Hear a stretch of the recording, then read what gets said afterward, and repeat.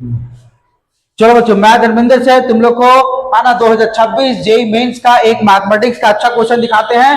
थोड़ा कॉम्प्लिकेटेड है लेकिन ध्यान से समझो कैसे सॉल्व। ये एपी का क्वेश्चन दिया होता। क्वेश्चन क्या दिया था कि दो सेट है ना, दो एपी का सेट है। फर्स्ट वाले में 101 नंबर है, टोटल 101 टर्म है, और सेकेंड वाला में तुम्हारा 71 टर्म है। ठीक है, और फर्स्ट वाला एपी का फर्स्ट टर्म जो तुम्हारा था ये 1 दिया हुआ था और कॉमन डिफरेंस इसका 5 दिया हुआ है। और सेकेंड बी वाले का इसमें 71 टर्म्स है, इसका फर्स्ट टर्म तुम्हारा 9 दिया हुआ है और कॉमन डिफरेंस 7 दिया हुआ है। यहाँ पूछ क्या रहा है कि नंबर ऑफ एलिमेंट निकालना है इन इंटरसेक्शन बी में दोनों का, लेकिन वो डिविजुअल होना चाहिए 3 का, 3 से डिविजुअल होना चाहिए। चलो अब देखो कैसे हम लोग सॉल्व करेंगे, आप देखेंगे कितना नंबर ए इंटरसेक्शन बी निकलेगा। चलो फर्स्ट वाले का 101 टोटल 101 टर्म दिया हुआ है। ठीक है, 101 टर्म दिया हुआ है, इसमें फर्स्ट टर्म तुम्हारा 1 दिया हुआ है और कॉमन डिफरेंस मेरा है ना 5 दिया हुआ है। चलो इसका जनरल टर्म यदि हम लोग निकालते हैं तो क्या आ जाएगा, यहाँ पे आ जाएगा 1 plus n minus 1, n minus 1 into D है ना, डी। तो यहाँ 1 प्लस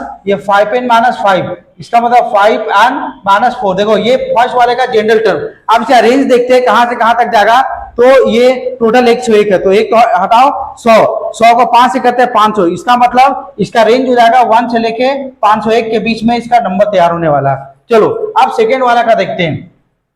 सेकेंड वाला जो तुम्हारा दिया हुआ है, दूसरा एपी जो दिया हुआ है उसका फर्स्ट टर्म 9 दिया हुआ है ना, प्लस कॉमन डिफरेंस 7, तो इसका भी हम लोग जनरल टर्म निकालते हैं। तो ये आ गया 9 है ना, प्लस 7m माइनस 7, यहाँ पे सॉल्व करो तो ये 7m हो गया और माइनस प्लस 2। ठीक है, देखो ये मेरा जनरल टर्म हो गया सेकेंड वाले का। ठीक है, इसका फर्स्ट वाले का सेकेंड वाले का ये। ठीक है, अब यहाँ पे देखो इसका रेंज देखते हैं कहां से कहां तक इस एपी का चलेगा। तो ये तुम्हारा टोटल था टोटल 71, एक हटाओ 7 70 7 7 49 और 9। देखो इसका 1 से लेकर 499 तक का इसका रेंज होगा, टोटल नंबर इतना होगा। अब यहाँ पे दोनों का जो हम लोग को ए इंटरसेक्शन बी जो निकालना है, वो जो टर्म निकलेगा वो भी मेरा एपी के ही फॉर्मेट में होगा। ठीक है, इतना तो कंफर्म है। चलो अब यहाँ पे देखो इसका कॉमन डिफरेंस कितना दिया था 5, इसका 5 है, इसका 7, तो जो नया एपी जो तैयार होगा उसका कॉमन डिफरेंस कितना होगा 7 5 35 है ना, 5 गुना 7 7 5 35। ठीक है, ये तुम्हारा है ना कॉमन डिफरेंस तैयार हो जाएगा। चलो अब यहाँ जो कॉमन टर्म जो आएगा, तो कॉमन टर्म में क्या होना चाहिए, जनरल टर्म को इक्वल कर देते हैं। 7n 5n minus 4 equal to 7m plus 2।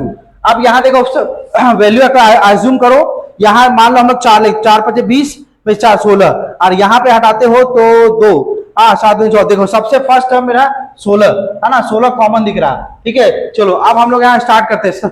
First term के क्या हो जाएगा, कॉमन डिफरेंस पता चली क्या, 16 और 35, 16 35 का 6 5 11 है ना, 51 हो जाएगा।